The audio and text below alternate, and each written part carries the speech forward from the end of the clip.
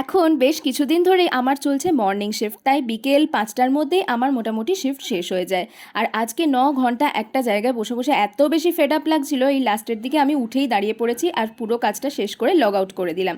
সন্ধে হলেই রোজ কিছু না কিছু খেতে মন চায়, রোজ রোজ তো আর বাইরে থেকে কিনে খাওয়া সম্ভব নয়। তো আজকে বাবাকে বলেছিলাম কিছু একটা বানিয়ে দিতে, আর বাবা বানিয়ে দিয়েছিল চিকেন পকোড়া। চিকেন পকোড়াটা কিন্তু দারুণ হয়েছিল খেতে। এরপর জোম্যাটো খুলে দেখলাম আজকে কোয়ালিটি ওয়ালসের ওপর বেশ ভালো ডিসকাউন্ট দিচ্ছে, তো সেখান থেকে নিলাম কয়েকটা আইসক্রিম। এই ভ্যানিলার যে প্যাকটা ছিল ওটা একটা কম্বো ছিল, ওটাতে দুটো ছিল। ওদিকে নিয়েছিলাম একটা ব্ল্যাক কারেন্ট আর এরকম একটা কুলফি। কুলফিটা কিন্তু খুবই অ্যাভারেজ খেতে ছিল। আর এর আগে আমি কিন্তু অনেকবার আইসক্রিম অর্ডার করেছি, কিন্তু এরকম আইস প্যাক দিয়ে কোনোবারই দেয়নি। এবারে দিয়েছে দেখে কিন্তু বেশ ভালোই লাগলো।